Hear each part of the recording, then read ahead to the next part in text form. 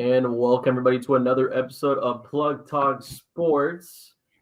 Of course, join as always, Jonka Don't Stop. John Carlo, of course, once again back with us. I'm Bray Hernandez. We're missing a few folks today, but that does not matter. Sports are much needed, especially since we missed last month, Memorial Day last week. So we're back again with another Monday.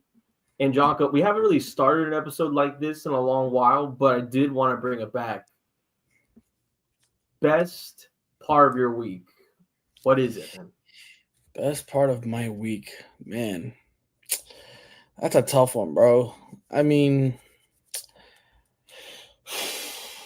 you got me in a tough one, bro. I guess it would have to be the Panthers making the Stanley Cup Finals. We're gonna be talking about it later in the show, or in a few couple minutes, however the timeline works out.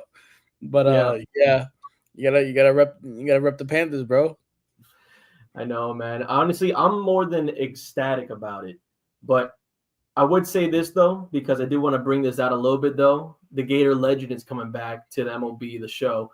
Jack Caglione has been called up to the Kansas City Royals. It is probably one of the biggest things I've been waiting for this entire MLB season. Of course, we got Wyatt Langford, former Gator, out there with the Rangers. But this is a guy that's been like, Shohei Ohtani, Tampa Bay version. You know what I mean? Like, he's been that good. He's been that good. So I like it, though. And then, why not? Worst part of the week, I'll probably say the rain and the weather so far. I don't understand what's going on. There's a bunch of flooding going on in, like, South. I don't know if you experienced it, John, because I know you're more in Miami than I am. I'm more Broward County. Yeah. But, was it flooding out there, man? Because it looked like it was, like, pouring. Today it was bad. Oof. But lately, it's been pretty nice. I'm not gonna lie. Okay. So I did see a lot of people in Kendall, but we don't got any Kendall people in here right now. You know what I mean? Yeah, true. But besides Kendall, let's move the conversation 2,500 miles away from Florida, out in Edmonton, Canada. Now, this is a rematch of the Stanley Cup Finals between the Florida Panthers and Edmonton Oilers. Second time meeting each other. Last time, Panthers took it through 7 games.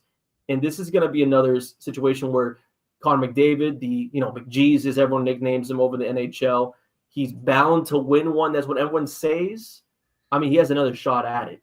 So it's a very 50-50 slope right now. It's hard to even find a dog in this fight because there's a lot of new names for both of these teams. We look at the Panthers side, Seth Jones, brand new, Brad Marchand, absolutely an unfamiliar face. And then for the Oilers side, they got some new faces as well. But, Jonka, I want to keep ourselves on the Panther side of things because obviously we watched a few games back and forth between Carolina and the Florida Panthers. We didn't really talk much about the Eastern Conference Finals. I'm curious of your take, though. This Panther team leaving Carolina in 5 games. I predicted that. You predicted that. I remember you talked about that. Ojo nearly had us. But then the Panthers came back game 5, down 2 goals.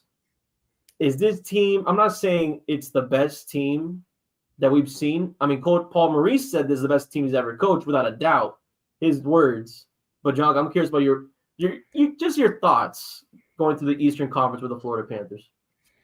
Well, it's funny how you mentioned Seth Jones because I was going through my cards yesterday, technically, and I found the Seth Jones. Ooh. And the Columbus Blue Jackets jersey. Yeah, I know. And I got a bunch of other Panthers here, but we're not here to talk about those former Panthers. But yeah, bro, I just knew that Carolina was not gonna beat us, bro. I knew it. I know it's not like the amount of details that you want to hear, but you just know. Panthers are up here, Carolina, everybody else is down here. Maybe you throw Edmonton just above everybody else, like they're like second place, but like they're like the gap. And I'm here to tell you right now, PSA to everybody, Edmonton is not gonna be able to hold a candle to us this series, bro. This is nothing like last year. Oof. So I watched this past series with the Dallas Stars. The Dallas Stars played terrible. I'm not gonna kid you. They were bad. But at the same time, Edmonton was beating them because they were bad. But at the same time, they did not play like the Edmonton that we were seeing last year in the finals. Maybe they now I'm not gonna say that maybe they took that series kind of lightly because they kind of knew like all right, this team is not as good as us. All right, we're just gonna like wave them off. But Dallas is is a good team. They made it that far for a reason. I'm not gonna knock them, bro. But they were like loose pucks everywhere, no defense. Like they would no care in the world, no aggression, no nothing. And I'm like, do these people not have urgency? Like they're about to face, one would argue, a better Panthers team than last year, Absolutely. and you're playing like this right before. I'm sorry, from what I saw, this might be another. This could potentially be Panthers in 5. Panthers in 5. So you think a game for Edmonton? Again, I know actually as weird as it is, basically the road warriors we're talking about right here. Panthers, horrible, tough regular season. They come out never having home ice advantage in a series, find themselves again with no ice advantage. So you think that they're gonna get, I mean, based from your words, 3 on the road? I If think they not, win game. maybe I just think they win game 1. They okay. take game 1. They lose game 2. They win both at home, and they go for the jugular and end it in Edmonton game 5. I think the really cool part about that, because on top of that, because there's a lot of superstitious people out there, especially in the NHL. If you touch the trophy for your conference, whether Western or Eastern, like the Prince of Wales trophy, the Eastern Conference, the Panthers didn't even get close to it. McDavid for the Western Conference started grabbing the handle. Like there was a reaction video. I don't know if you've seen it, Jonka. This is a reaction video that's going around in Rogers' place that everyone's just like, no, what are you doing? What are you like? Everyone just couldn't believe it though. Like He settled for the lesser trophy, bro. That's no Mamba mentality right there. That's poor mentality. it's He's not a not that. winner. He's just a fast ice skater that can score goals. But when it comes to the tough finals, bro, he's not gonna do it. Trust me. And with Marshawn, bro, he's just heating up. Yeah, Get and Brian, ready, bro. There's gonna be some. There's gonna. I'm telling you right now, the war we just went through with Carolina and all the dirty hits we just took, buddy, get ready. You get yeah, ready. You're and gonna see. I'm again, telling you, you're gonna remember me. And you're gonna say like, "Damn, bro, Junko is for real. This team is soft." man, and on top of that, though, I mean, because again, I said before, dirty hits. This Florida team is going through injury like nothing, though. I mean, obviously, we've seen AJ Greer get some issues. You know, Mikolo get some issues. Sam Reinhart, I thought Sam Reinhart was going to be gone for a long period of time. Yeah. I mean, the hit he took, it looked like a whole lower body. Like, take my whole MCL if you need it. You know what I mean? Like, I didn't think he was going to NHL come back commissioner, quickly. NHL commissioner, Loki corrupt. Come on, better man. We gotta get things right. We gotta get things right because he's already setting us up with the basically the Winter Classic, which makes no Oh yeah. sense in Miami. I don't know how they're gonna do it. Maybe they put snow at Lone Depot Park in March. Hey, if I'm the president of the Panthers, I am not playing a single one of my stars. I'm saving this at 8. All you just keep drinking, keep celebrating with the trophy. We'll Mhm. just play our backups in. There's no way we're gonna risk an injury before next season. No way. Yeah, and again, as I said before, dealing with injuries though, the Panthers with 3 guys day to day, they still look phenomenal. And speaking of trophies, the Florida Panthers, Alexander Barkov, Sasha, the captain, got himself a few trophies for his own wardrobe. We're looking at the 2025 winner for the Selleck Trophy as well as the Clancy Memorial Trophy. Now, the Clancy is actually something that Barkov has won 3 times. He's the 6th ever NHL player to do so in the league's history. And then best forward defensively, best defensive forward, basically. That's what the whole Selleck is. I think that Barkov himself has had an insane season. Jonka, any words for the captain, though? Because obviously we've seen Barkey do a lot for the franchise. He is the franchise poster child. But these trophies, on top of it, going to the Stanley Cup final, it's got to be a big boost. Hey, hard work. That's what it is. Hard work, bro. You can't knock him, bro. He's the captain. He's the guy. He's the anchor. He's the Goku, bro. Like he's the guy. Like when you need to call on somebody, he will show up. He's Ultra Instinct. He's Ultra Bro, Instinct. what do you know about that? I'm just saying. Hey, I'm just putting it out there, man. You know, I mean, I got a few decorations in the house. I got a few Wait, decorations in the house. when did you never told me you watched Super? No, but my friend does. It's a Oh, habit. okay. I collect. I'll put it that I collect. Damn, bro, you're Yeah. leaving out this information from me. Well, back to hockey. Back to hockey. Back to hockey. Back to hockey. And if anyone is interested, though, I can't play fighters. I've tried playing fighters. I can't either. It's insane, dude. Like people have these combos. I'm just like, how are you even mashing the button that fast? You know, Bro, like not even Mortal Kombat. A projector over their PlayStation is like X Y. Yeah, someone's got this guy in the tournament, man. They got guys in tournaments doing that stuff, man. But yes, back to hockey though, because I do want to ask you though, Jonka, again, staying with the Panthers side of things. So Barkov, obviously, winning trophies for himself.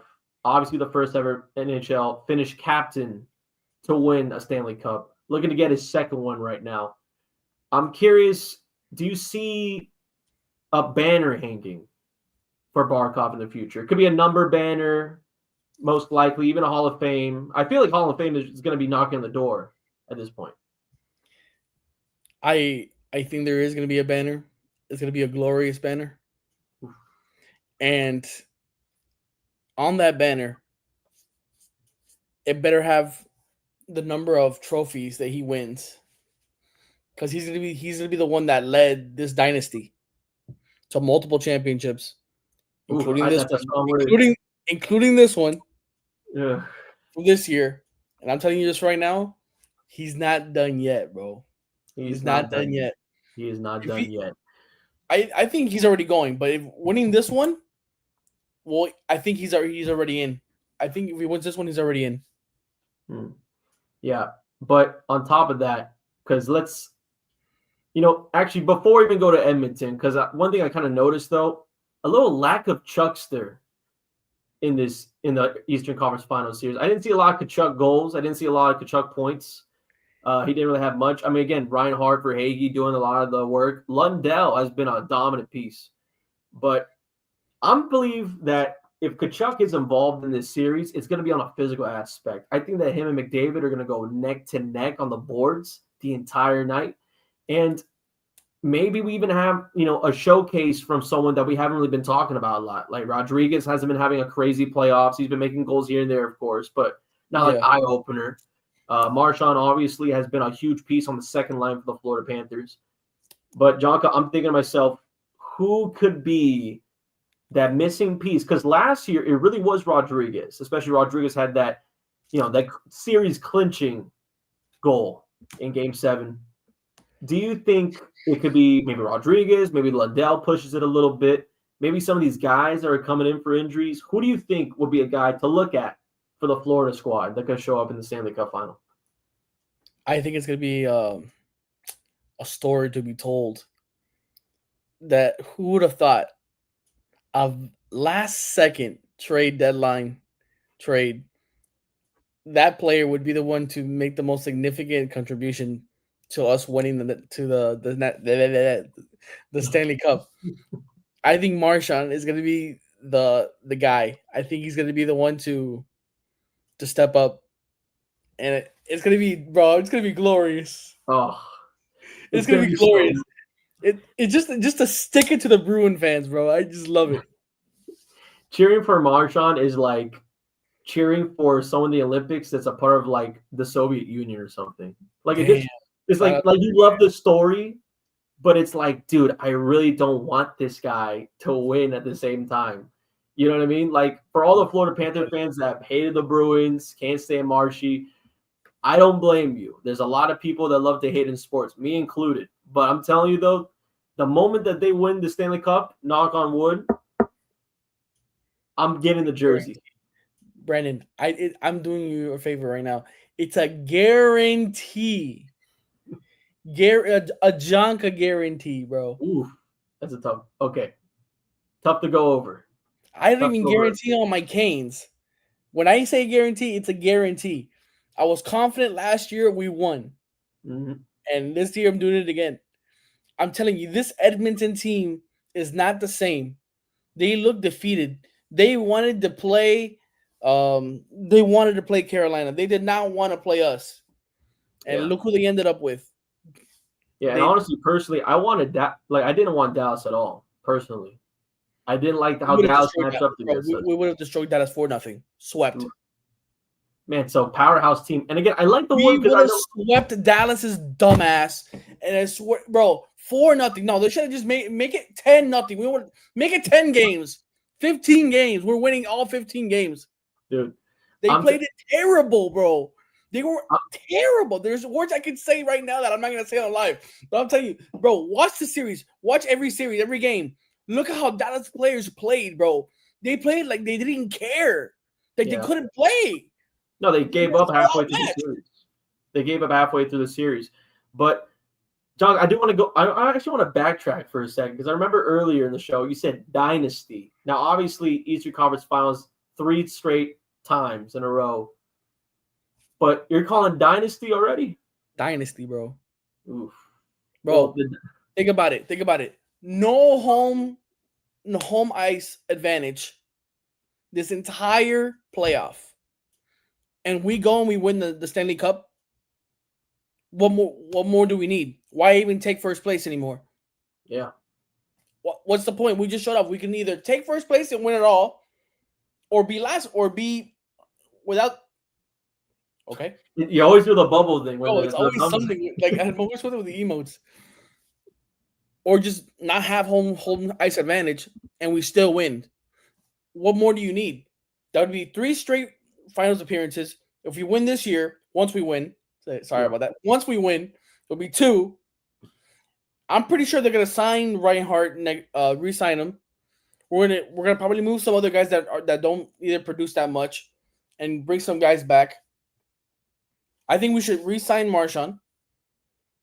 Yeah, Marshy should be back. He should be back on contract. Yeah. I would sign Brady Tkachuk, his brother. If we could even see, that's another thing because I don't know how Bill Zito's gonna do it. And see, even the stream's giving you a thumbs up to the idea because I like Brady. I like the whole idea, USA brotherhood right there. You know what I mean? Again, actual brothers on top of that. But to sign him away from Ottawa, that's a real hard thing to do. Even if we even get to that free agency, whenever he's a free agent. Hey, and also just to put it out there, crazy idea. One last opportunity. Let's get Ovechkin a ring, bro. All right. Do it. Do it. He's already got a ring, man. He's already got a ring. Like, do it here, bro. Do it here. Do you know how salty the league would be if we were to just get anybody from the trade or like the offseason? Yeah, he's of age. Bill Zito will figure out he's of age. Just get him over here to retire. Give me the oldest player in the league and put it on this team, and I'll make it work, and we'll win. Yeah, just let him. He's going to be on the beach in like 5 years anyways. Just make it a little earlier. Just bring him in. Just bring him near the retirement. I'm telling you, bro. We're gonna get it, bro. Trust me. But actually, on top of that, I would say though, if we can save Jonathan Huberdeau, because without Huberdeau, none of this would have happened. The Calgary trade to get Tkachuk would have never happened without Huberdeau. The franchise would have never been in this situation without Huberdeau. So shout out Huberdeau. Shout out Horde. Shout out Stephen Wise. Funny you say Huberdeau, bro. Funny you say Huberdeau. Because that guy next to me, shout out to Tombstone Collectibles. They just opened up this week. I got it. Yeah, you showed me that over the week. For all you card collectors out there, patch auto, tricolor out of 50. Hey. The DeMar DeRozan of the NHL, man. Jonathan Huberdeau. I'm telling you, save these guys. But speaking of saving them, we got to now transition to the Edmonton side of things. Now, again, as I said before, McDavid now back in his second straight Stanley Cup final. He's going to be without Hyman, who's basically his second man. Skinner's having a pretty decent postseason. They went through 5 games against Dallas, so similar to our situation here in Florida. They're coming back with, plenty of time to rest, obviously home ice, so they didn't have to travel much like Florida is doing back and forth. Which also another crazy thing I noticed, though, there's like 3 days between games, but then game 4 to game 5, it's like a 48-hour window. Like from Florida game 4, the Cats are going to have to go to Edmonton, which is basically already a day's flight. And within that same time period, basically be on the ice and then get back on the plane to go back to Florida. So the whole schedule thing is kind of weird. But John, I'm kind of curious because we always talk about the hours, right? As a road team, especially in the intensity of playoffs. This is not new to them. A lot of people, especially in their media availability, has asked it about them, and they all said, "Oh, well, it means a lot that we've done it before. You know, we've gone through this trip before." So I'm not expecting a lot of fatigue out of these guys going into Edmonton, but dealing on the Oilers side of things, because a quick turnaround, obviously hosting.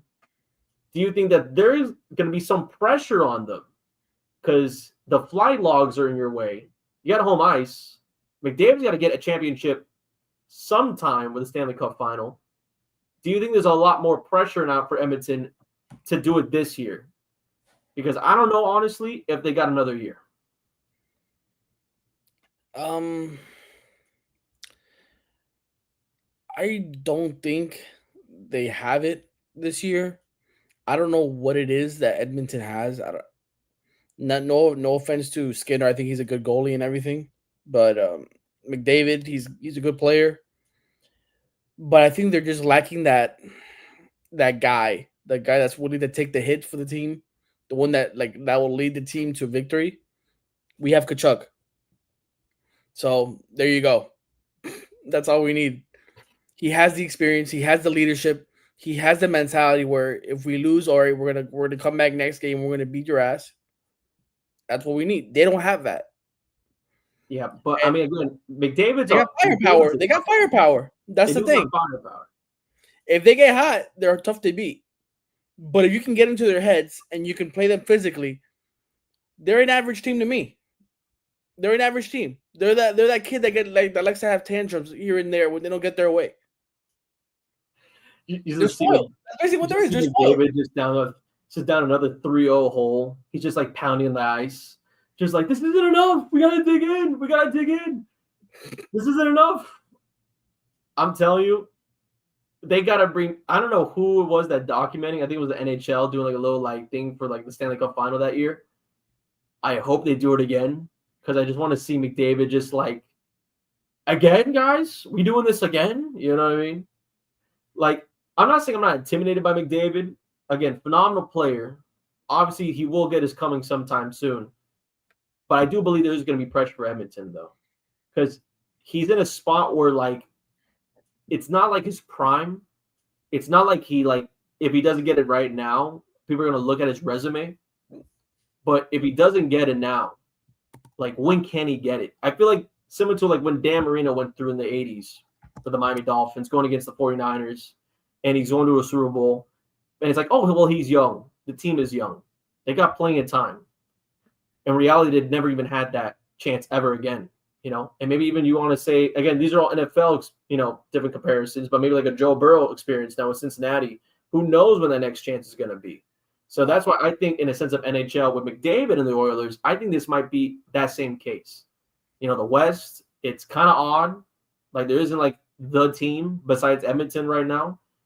And, Dallas is going to get there sooner than later, though. Honestly, I really did thought that this was a Dallas team that was strong enough to take itself to a Stanley Cup. And let alone, if Florida wasn't in this situation where they're the beast of the East, like the team to beat, I really thought Dallas was going to find its way to win the Cup this year. First time they haven't done that since, the early 2000s? So, if not 90s, my apologies for any Dallas fans watching. But for the Stars, it wasn't their turn. Now we have the Oilers once again. Dallas is going to have that flame under them coming to the next season. So I think there's a lot of pressure on Edmonton. And the worst part about without Hyman out with an injury lower body, had surgery over the Dallas Stars series. I think that missing piece is going to be a lot for them. I mean, Jockey, you mentioned it with Kachuk, a physical guy getting in people's face. That really was Hyman. So it's going to be tough for them, man. It's hard to see. If you don't have the depth in hockey, bro, it's just like, yeah, you're screwed. And it's funny, and I just looked this up right now. Connor McDavid, his contract ends this season after this series, he'll be an unrestricted free agent and he'll be turning 30 next season. If they don't get it done, if Oilers somehow don't get it done, we're gonna find out Connor McDavid's true character, bro. Because are you gonna be a man and try to win one for the Oilers with this team, or you're gonna be like, you know what, this team just does not have it, and I just don't think I'm gonna be able to win, and I'm gonna go somewhere else. He could leave the Oilers, and the downfall will begin again. Because if they lose their star player, it's gonna be crazy. Is he about the money or is he about winning? And he's making $12.5 million right now, which is 13.1% of the cap for the league cap for the Oilers right now. So yeah, I mean he is the guy for the Oilers. And speaking of unrestricted free agents in this case, Sam Reinhart and Ekblad, will also be off the table potentially. I mean, I don't know if they're going to go looking for big paychecks. I mean, I know Reinhart is going to have a lot of people looking after him, but big series for both sides. Panthers trying to win their second title in franchise history and a third time winning the East. So another banner is guaranteed to be up at Emirates Bank Arena. But from the ice, let's go to the hardwood now with the NBA. The NBA Finals is all set. But Jonka, I know we really want to jump into this one. It's basically the heartland of basketball finals between Indiana and OKC, like a 10-hour drive difference between these two. But I did want to talk about, because we weren't able to be on last week, but I remember the last time we were on, there was a lot of talk about Minnesota. There was a lot of talk about Anthony Edwards and me saying, oh, OKC in like 6 or something. And everyone's like, I think he said 5. Oh, so I predicted it right. 5. OKC in 5. From what I remember, I remember saying 5, but I could be wrong. But I think you said 5. I might have like, I was like, damn, bro, Brendan got it. Yeah, I might have just got on the dot, man. I mean, I might know ball. But nah, man. I'm telling you right now, though, you guys were like very hesitant about like, man, Anthony Edwards. I don't know. They look real good against Golden State. They look really good against the Lakers. There was really no defense that could stop OKC through that entire series. I feel like that's going to bleed into now this NBA Finals. This offense is ridiculous. He's averaging at least north of 115 points per game at this point, obviously with the league MVP, 2 All-Stars, the boost about that, and Chet Holmgren, my stock is really high on him. Like, he's like what GameStop was a few years ago. It's just randomly said, like, GameStop is, how much is their stock right now? That's Chet Holmgren right now. His stock is insanely high. But, Jonka, I just wanted, before we even go to the finals, I want to talk about these Western Eastern Conference finals, starting with the West. Minnesota, OKC, what happened to the Timberwolves, you think? Bro, Edwards tried his best. Gobert showed again why he shouldn't even be on an NBA team.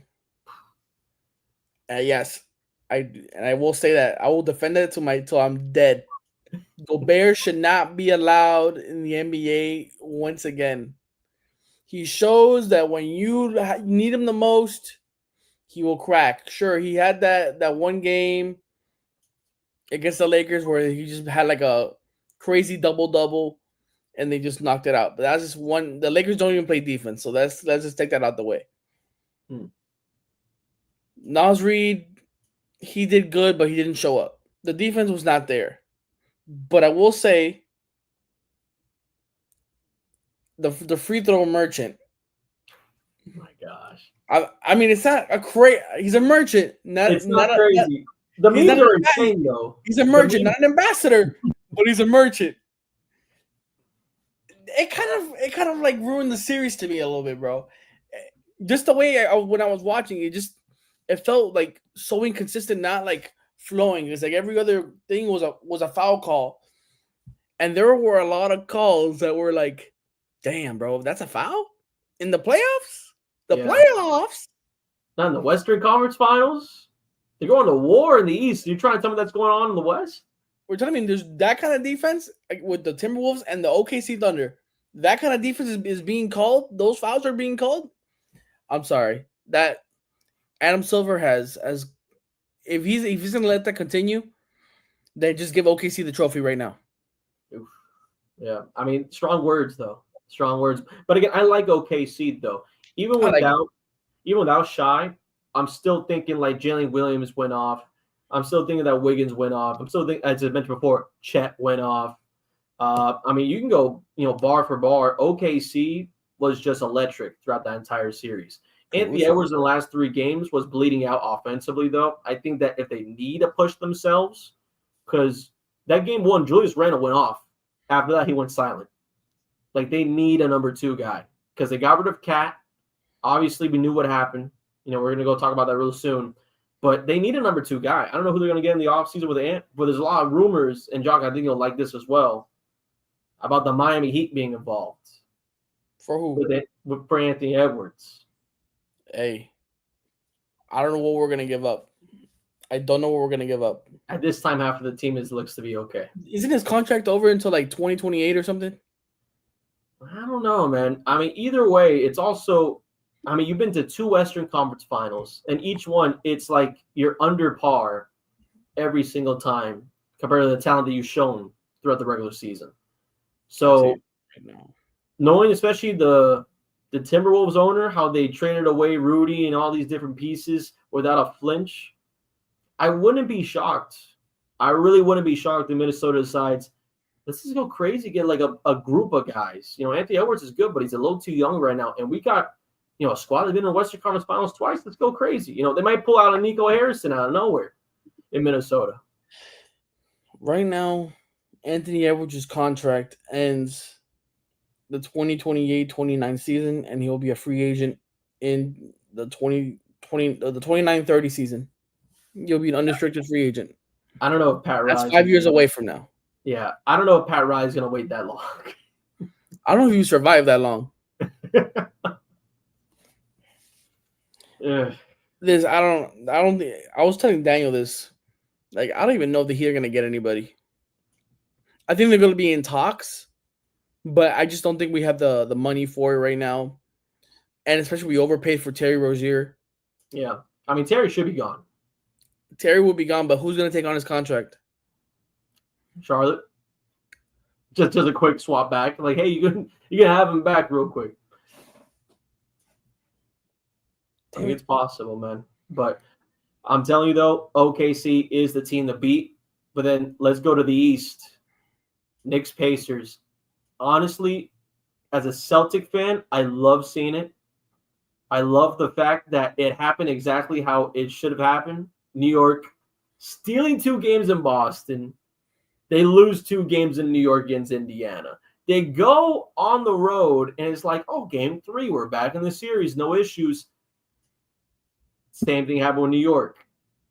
The mirror effect of New York and Boston from round 2 to round 3 of the Eastern Conference Finals is so bizarre to me. But it's like, I think it's just God playing tricks at this point. You know what I mean? It's just like, yeah, New York, we'll get to the Eastern Conference Finals. Just, we already got the script ready for you, though, against Indiana. Lose those first two games. And those first 2 games, I mean, game 1 was all New York. They were lucky to even be up seconds left. That was a terrible game defensively for New York. I think throughout the entire series, their defense was just terrible. But then you look at Indiana's side, I felt like it was full court press the entire time. Like, it felt like that little cousin that you have that you only see for holidays, and he always like comes up to your hip and is just following you around. So like, hey, can I play your Xbox or PlayStation? Hey, can I, like nagging. This was a nagging Pacers defense. One of the best defenses throughout the entire NBA regular season and playoffs, obviously, going through 5 games in the first and second round. This team was relentless. And Pascal Siakam, who ended up winning Eastern Conference MVP, the Larry Bird Trophy. And that was also another controversial thing, which we'll definitely talk about. But Pascal Siakam mid-range game, I thought, took over in this series. If you look at Mikal Bridges, didn't really show up in moments that he needed to. OG was there in moments, but wasn't offensively like he was in the Boston series. Jonka, I'm thinking because obviously we're going to talk about Indiana, but the New York side of things, do you scramble at this point? Do you start looking for pieces to get rid of like guys? Because this is a good roster, but I mean, we talked about it in a group chat. The Knicks aren't really down because of Josh Hart. They're kind of down because their backups on the floor is Shamit and Press is a fucking chew us.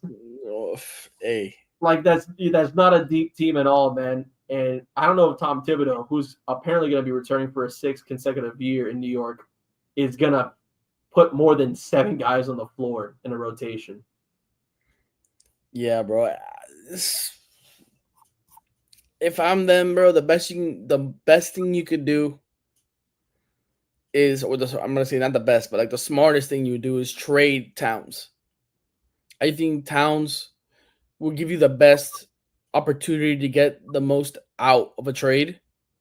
Now Bridges, I think Bridges did good. Anunoby did good. Brunson, you're not gonna get rid of Brunson. But Towns, I think they already shot for him once. They're gonna do it again. What you can get for him, I think they need a center. I think they do need a center. So we can both agree Mitchell Robinson is counting his days. He's counting his days in New York. I don't like him, man. Because now there is the Mark Williams from Charlotte who was getting traded to the Lakers, and that fell through. That did not fall through.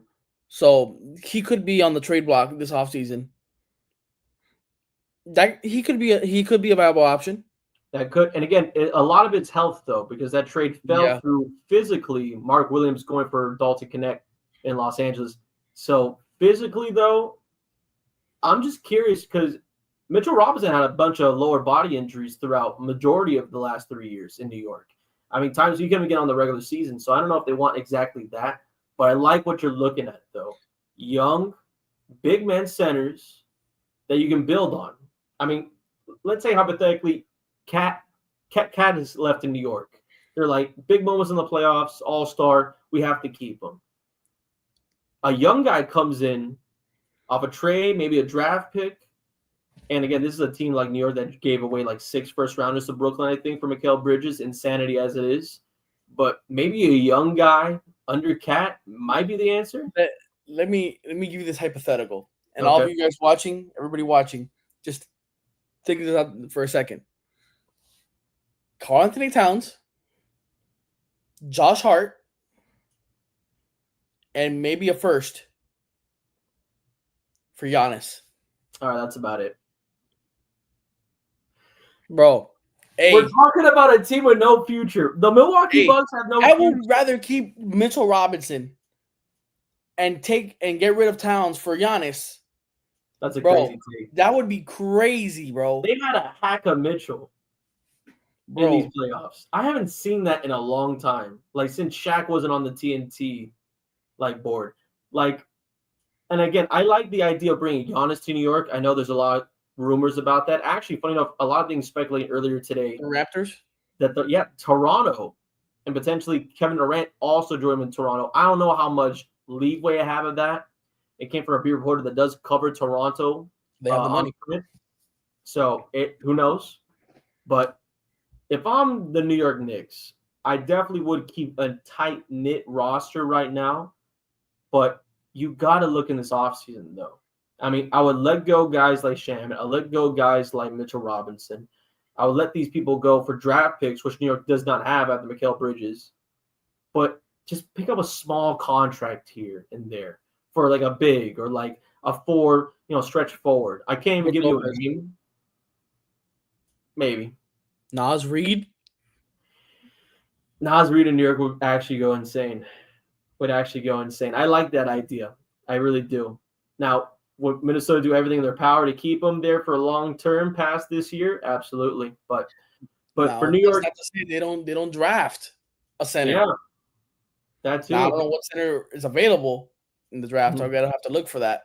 Yeah, I mean there are a few big names out there, but majority of them, this is a deep draft. In a sense of center, it's hard to even tell you one. I know. Klingon? Well, Klingon's already in Portland. Oh, that's right. That's right. So, I'm but trying to see. besides that, though, I can't even give it one on the top of my head. This is really a forward draft class, like BJ Edgecombe, Cooper Flag, obviously, Ace Bailey, maybe, if New York wants to bring the kid over from Rutgers. But besides that, a pure center, hard to even think about in this year's draft class, which, of course, we'll have that and more as the draft comes closer here on Plug Talk Sports. But the Indiana side of things, I find it so weird. I find it so weird that this is the finals we've gotten ourselves to. I love it. Pacers and OKC, like David Stern is probably rolling in his grave knowing that a small market NBA finals is happening. I looked at the market sizes, and this is market based on TV viewership and everything. OKC has around 777,000 TV market value. So we're talking about less than 800,000 people watching on TV locally OKC throughout the regular season. And then you have Indiana, who has 1.1 or so million market value. But out of all the teams in the NBA, those two are the bottom 5 in a sense of market viewership and market value. So this is a David Stern like nightmare. This is an Adam Silver masterclass. No back-to-back champions since the Golden State Warriors. And this is what David Stern has been pushing for. He's been pushing for the lottery system, the play-in tournament. He's been pushing for more competitiveness in-season tournament. I mean, this is basically chaos in the NBA. This is a period of chaos. There's no back-to-backs. I can't even tell you the last time there's going to be a decade with no back-to-back or dynasty team. Like the entire 2020s in the NBA. And John, I'm going to put a guarantee, as much as I hate to put a guarantee on it, there will be no back-to-back champions between 2020 to 2030 at this rate. Because Adam Silver's 2020 to 2030, this NBA decade, this little piece of sliver of life that we have, we're not going to see back-to-backs. And as a Celtic fan, that kills the crap out of me because I wanted to see back-to-back. But under this scale, it's like, dude, one hiccup and you're back a few years. I mean, honestly, you're back a few years. Oof, that's tough. That's tough. But it's a real take. That's a tough take. But it's a real take, though. The way that the NBA has orchestrated itself, we've gotten to this point where we have, again, the Indiana Pacers going to the NBA Finals for the first time since 2000, and OKC going to the Finals for the first time since 2011, 2012. And that was, we probably knew this when we were Jets, Kevin Durant, James Harden, Russell Westbrook, young Buck team. Now it's another young team, inexperienced in OKC. So I want your take about this because I think about this a lot, especially with the Celtics as a Celtic fan, where Tatum and Brown were just not there yet. They weren't ready yet. And there's been a lot of times where we see in the NBA where like guys are just too young of a team and they just get swamped away from a less known team, but obviously have been there, done that. Do you think this will be an issue for OKC at this point? I think Indiana Pacers match up well with the OKC Thunder. I think it's going to be – people make this going to be like a boring finals. This is not going to be a boring finals. Like, you can take this to the bank. This is going to be probably one of the most interesting finals and most entertaining finals we are going to see. Wow. I have a feeling, bro. 2 young teams, 2 young stars with great rosters that can shoot and they can defend playing in one series and they're small markets. Why wouldn't you want to see it?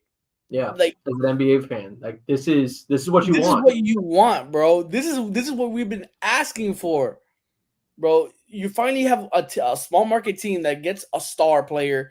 They develop them. They drafted well over the years, and then they're finally at the peak, the pinnacle. If you're a fan of a lower team, let's say like the Hornets right now, isn't this what you want if you're a Hornets fan that's watching this right now? Like, it's possible. This could happen for us one day, bro. If we just do it right. Or for all the other smaller teams that are at the bottom right now, it could happen. It could.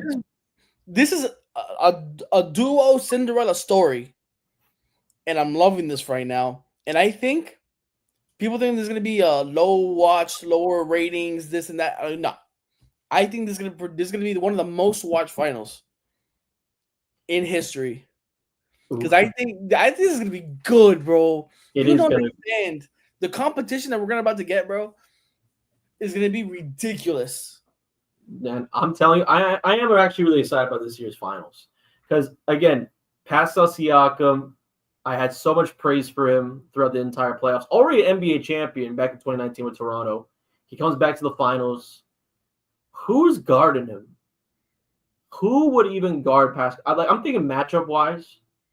I'm guessing you're gonna have Tyrese on Shea as it should be, always star and star, and then maybe Alex Caruso will push himself on a switch between Nembhard and Naismith because Aaron Naismith, who suffered a little bit of an ankle injury midway through that New York series, he looks to regroup easily.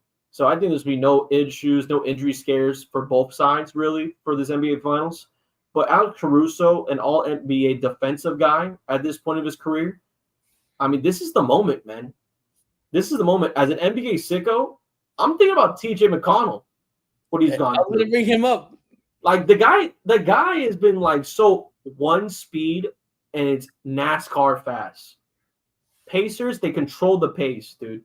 Like you literally see him like coming off the wing right there. He takes a screen, goes about like 3 steps as quick as a dot, and he just shoots it pop up right there at the free throw. Like I never seen someone so efficient yet so hated by opposing teams than TJ McConnell. And he's been like that his entire career. I think the starting 5 for both teams are so equally matched that this also might be 5 you think is equally matched. I think so.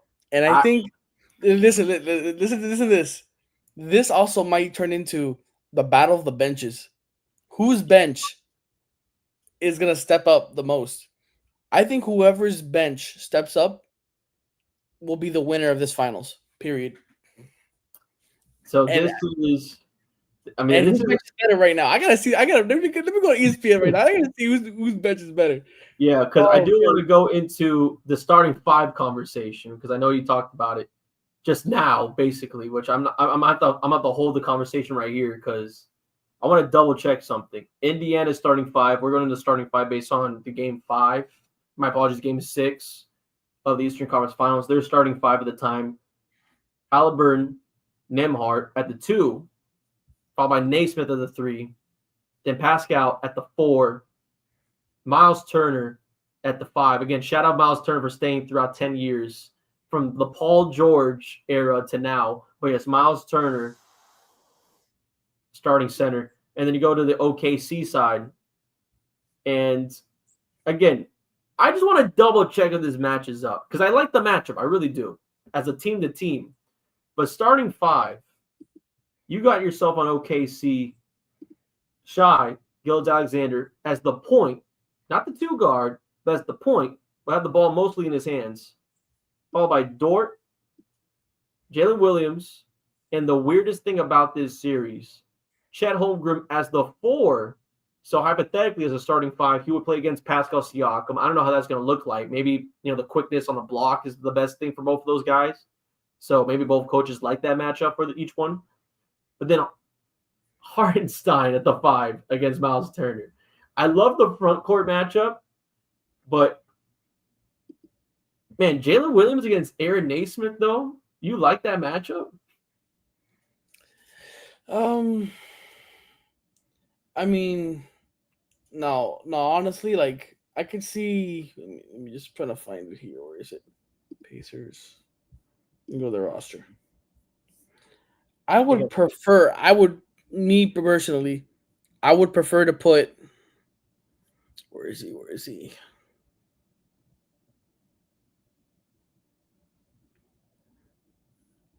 I would put Siakam on Williams. I don't know why, or Miles Turner. Either one of those two. and then just swap him out with Obi Toppin and just bang him out, bro. So you're thinking Opie is gonna come in and just dominate off the bench? Because Usually if put a you're body putting on him, bro. because if you're putting Pascal on Williams, like Nemhard and Naismith can't be going against Chet or Hardenstein. Honestly, I actually like the idea of Obi Of Toppin Siakam? makes the starting. Yeah, I mean on Siakam, but I think Obi Toppin could make the starting lineup in game one. I agree. Yeah. I think honestly Would be they'll be like, interesting. hey, this is gonna be a big size matchup. We have to do it at this point. You know, there's gonna be some offensive juice from Nemhart or Naismith coming off the bench. I actually like that idea. I actually do like that idea. Bro, you put Obi Toppin on Chet, I think that would be an instant mismatch to start the game, which would be crucial. Well, I mean, again, I Like got we a lot of already know right stock. now. I would put a I got a bet lot right of now. I'm stock in putting a this bet. guy Shea is taking the first shot. from the free throw line. No. Mid-range shot from the right side. I'm already calling it. And he's gonna miss. He's gonna clank off. It's gonna be a first miss. Oh my gosh. Get your hard rug betting app out. Yeah, I know. Broncos got lots. Price picks. Not sponsored. But speaking of which, though, Jonka, it is come to that time, though. Who do you have as a lock coming into this NBA Finals? And how many games you're thinking? Oh, man, bro. Who do I think is more battle tested to this point?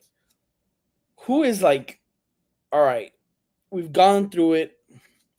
We took no shortcuts.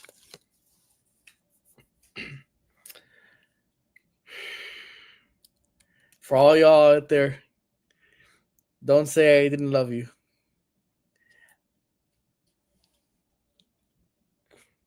Indiana in 7. All right.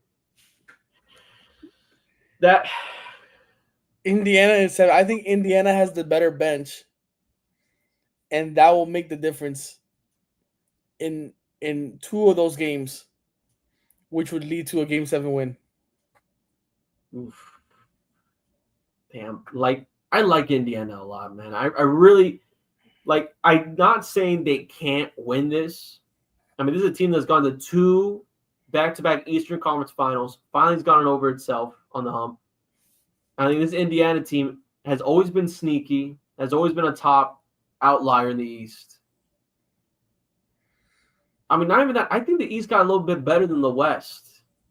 You know, so instead of battle tested, you're going against a 60-plus win team in the Cavaliers. You go through Milwaukee, and I'm not saying just go through. I'm talking about 5 games gone through. And then against a New York team like this, where you just shut one of the most funnest offensive in the league down like that. I like the okay, go ahead before. Who's just based on pure talent?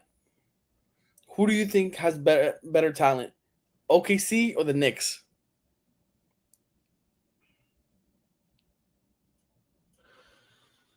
That's a tough one. The Pacers remind you the Pacers just beat the Knicks. Yeah, but if you're struggling on this question, no, because the thing is though, do I really want to give Josh Hart that much credit? That's the issue. No, I never give him credit for anything. I already told you this like a million times. He's a triple-double magnet, dude. That guy can get boards. He does everything. That in the sense of talent, I think the Knicks are like Josh Hart, Cat, and Jalen Brunson, but they're inconsistent. OKC is the most consistent team I've seen throughout this entire playoffs and really throughout the entire regular season. I had OKC going against Boston in the final if the Clippers didn't make it, which they didn't. So I hate to say it, but Jonko. Denver did take this team 7 games. But that's Denver, though. Denver's a good squad. Hey, I don't understand how this makes any sense. Denver takes them 7 games, but they beat the Timberwolves in 5. Hey, math ain't mathin'. I just got Indiana 7, baby. Look, I'm going to put down because, honestly, I love the fact that both of these teams have, like, the best home crowd when it comes to putting the T-shirts on for the playoffs. So I'm expecting the T-shirts to be blue when Larry gets lifted up. And I'm expecting it to be in Game 5.